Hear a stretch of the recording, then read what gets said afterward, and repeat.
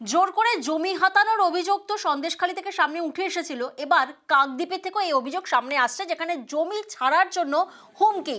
কাকদ্বীপের বোধাকালীর সীমাবাঁধে জমি ছাড়ার জন্য চাপ, আর অভিযোগ স্থানীয় তৃণমূল নেতাদের বিরুদ্ধে। জমি ছাড়ার জন্য হুমকির অভিযোগ একজন মহিলার। বাচ্চারই প্রচুর গরিব আর কি, ও খেটে খায়, আর অসুস্থ একে দেখার এটি কেউ নেই। ওনাও বাবার বাড়ি থেকে খুব হাসপাতালে ভর্তি ছিল অনেক দিন। আর বাবার বাড়ি মেয়ে একা, ছেলেরাও এক বাইরে কাজ করে, আর বাবার বাড়িও দিতে আইসেনি। আর বন্যে টন্যে ঘর দর ভেঙে গেছে, আর ছেলেরা বাইরে খাটে টাকা পয়সা লিখে ঘর করবে। তার হঠাৎ কেন ধান্দা পুতলো বাবা, আমরা তো জানি না এর ভিতরে কি আছে না আছে। আমি অসুস্থর জন্য আমার বাবার বাড়িতে আছি। আমার বাবার বাড়িতে দেখভাল করছে, আমার দেখার মতন এখানে কেউ নেই। হ্যাঁ, সেখানে গিয়ে এই তৃণমূলের লোক আর হুমকি দিচ্ছে আমাকে, তুমি 3 দিনের ভিতরে যাবে তো যাও, না হলে আমাদের সই দিয়ে দাও, না হলে তুমি ওখানে গিয়ে বসবাস করতে পারবে না।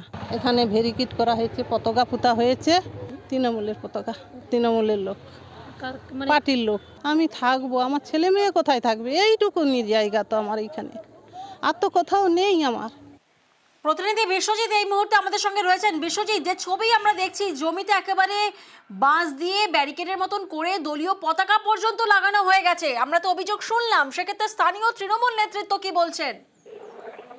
হ্যাঁ দেখো, স্থানীয় তৃণমূল নেতৃত্ব কিন্তু যারা এই ঘটনার কথা যখন উচ্চ স্তরের যে নেতারা রয়েছেন তারা কিন্তু জানতে পারেন, তারা সঙ্গে সঙ্গে কিন্তু প্রশাসনিক হস্তক্ষেপ করে। প্রশাসনের ইতিমধ্যেই ওই যে ব্যারিকেড এবং যে যে যে তৃণমূলের যে পতাকা লাগানো হয়েছিল একদম সম্পূর্ণ কিন্তু খুলে সরিয়ে দেওয়া হয়। যেটা অভিযোগ, এই যে কমলা প্রধান বছর 60-এর এই যে বৃদ্ধা, তিনি কিন্তু যেটা অভিযোগ করছেন যে রাতের অন্ধকারে তিনি বাড়ি ছিলেন না। সেই রাতের অন্ধকারে কে বা কারা এসে, স্থানীয় যারা এরা এসে কিন্তু তারা ব্যারিকেড করে দেয় এবং যে তৃণমূলের পতাকা কিন্তু লাগিয়ে দেওয়া হয়। এবং তিনি আরো যেটা অভিযোগ করছেন যে বেশ কিছুদিন ধরে থানার যে এই যে সীমাবাদ এলাকায়, কাকদ্বীপ থানার অন্তর্গত যে সীমাবাদ বাস স্টপেজ রয়েছে তার পাশে যে থানার জমি রয়েছে এবং তার যে বাড়ি রয়েছে, তাকে কিন্তু হুমকি দেওয়া হতো। প্রায়শই তাকে বলা হতো যে আপনি আপনার জমি ছেড়ে দিতে হবে,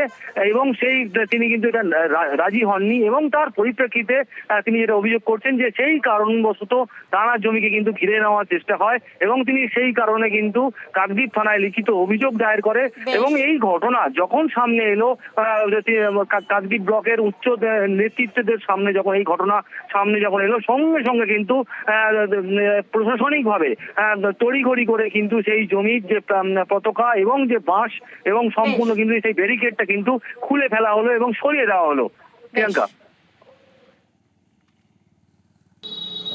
বোধাখালী অঞ্চলে এরকম কোনো নজির নেই যে কোনো জোর করে কারোর কোনো প্রাপ্ত জায়গা বা চাষ জায়গা তৃণমূল কংগ্রেসের পক্ষ থেকে দখল করা হয়েছে, সেরকম কিন্তু আমরা নজির নেই বা এটা আমরা সমর্থন করি না।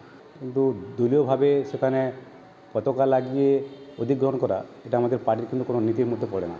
এই কাজ কারা করেছে, কী ব্যাপারে আমরা তদন্ত করব, এবং নিশ্চিতভাবে আপনার শিওর থাকেন যে আমরা প্রয়োজনীয় রাজনৈতিকভাবে পদক্ষেপও নেব, এবং যাতে গরিব মানুষ তার জায়গা থাকেন সেই ব্যবস্থাও আমরা করব।